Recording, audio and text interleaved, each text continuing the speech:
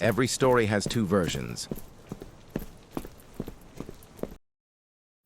The one they tell you, and the one hidden in the shadows.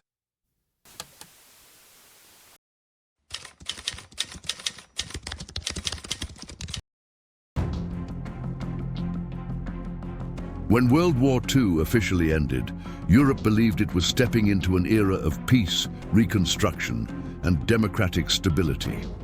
Cities were in ruins, economies were shattered, and millions of lives had been lost. But the promise of a future without total war felt real. Yet beneath that promise, another conflict was already taking shape, one that would not be fought with tanks rolling through capitals or bombs falling from the sky, but through fear, secrecy, and preparation for an invasion that might never come. As the Iron Curtain descended across Europe, Western governments became obsessed with a single question: what if the Soviet Union invades? This fear was not abstract. Eastern Europe was falling under communist influence.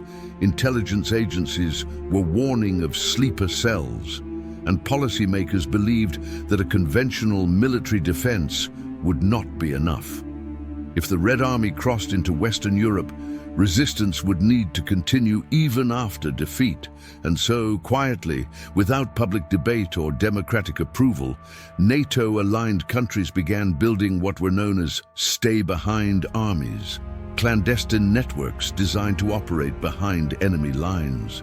These groups were meant to remain invisible, dormant in peacetime, and activated only in the event of occupation. Weapons were hidden in forests, mountains, and rural farms.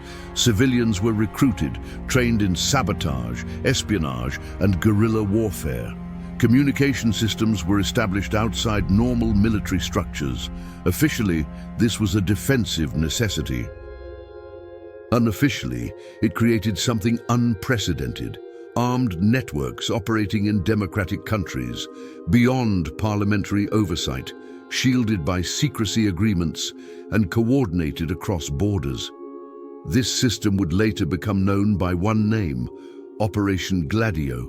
At first glance, Gladio seems logical, even rational, in the context of Cold War paranoia. But the deeper one looks, the more disturbing the questions become. Why were these networks allowed to operate independently for decades? Who controlled them? And what happens when forces created to defend democracy exist entirely outside it?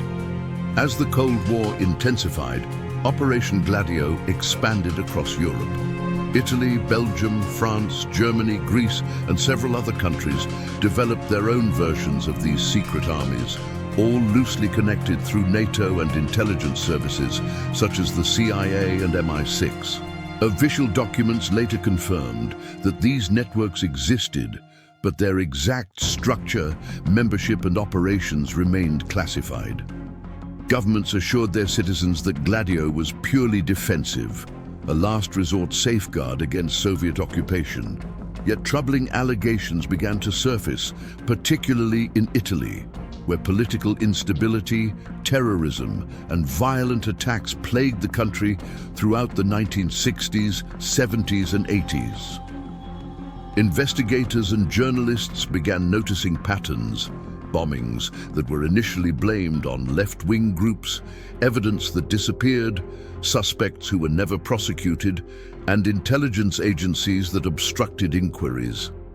This period became known as the strategy of tension, a theory suggesting that fear and chaos were deliberately cultivated to push populations toward authoritarian security measures and away from radical political change.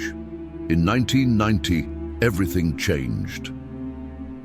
Italian Prime Minister Giulio Andreotti publicly acknowledged the existence of Gladio, confirming what had long been dismissed as conspiracy theory. Parliamentary investigations followed, not just in Italy, but across Europe. Weapons caches were discovered. Former operatives came forward. Governments admitted involvement, but only partially. No comprehensive list of members was ever released. No clear chain of command was fully disclosed. And crucially, no one was held legally responsible for the alleged crimes connected to these networks. The explanation offered was always the same: national security. What emerged was not a clear confession, but a controlled revelation, enough truth to calm public outrage, but not enough to expose the full scope of the operation. This raised a deeply unsettling issue. If democratic governments could create secret armed networks, deny their existence for decades, and then quietly acknowledge them without consequence, what else could exist beyond public awareness? The most haunting aspect of Operation Gladio is not what has been proven, but what remains unanswered. Officially, these networks were dismantled after the Cold War ended. The Soviet Union collapsed, the original justification disappeared, and governments claimed the threat was over. But history suggests that power structures rarely dissolve completely. They evolve. The infrastructure, the mindset, and the precedent remained.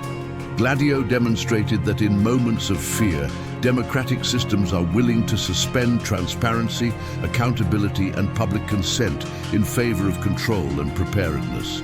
It blurred the line between defense and manipulation, between protection and interference. And it left behind a question that resonates far beyond Cold War Europe. What happens when governments decide that citizens cannot be trusted with the truth? When security becomes a justification for secrecy without limits? Operation Gladio forces us to confront an uncomfortable reality: that some of the most consequential decisions shaping modern history may have been made not in parliaments or public debates, but in closed rooms, by people whose names never appear in textbooks. Whether Gladio was a necessary shield against invasion or a dangerous experiment in unaccountable power is still debated. But its existence alone proves one thing beyond doubt. The world we see, the official narratives, the public explanations, the histories we are taught, may only be part of the story. Beneath them, hidden from scrutiny, systems can operate for decades, shaping political outcomes, influencing societies, and disappearing just as quietly as they were created. And if Operation Gladio was possible once, the most important question is not what it was, but what might exist today, operating under a different name, waiting for a moment when secrecy is once again deemed necessary.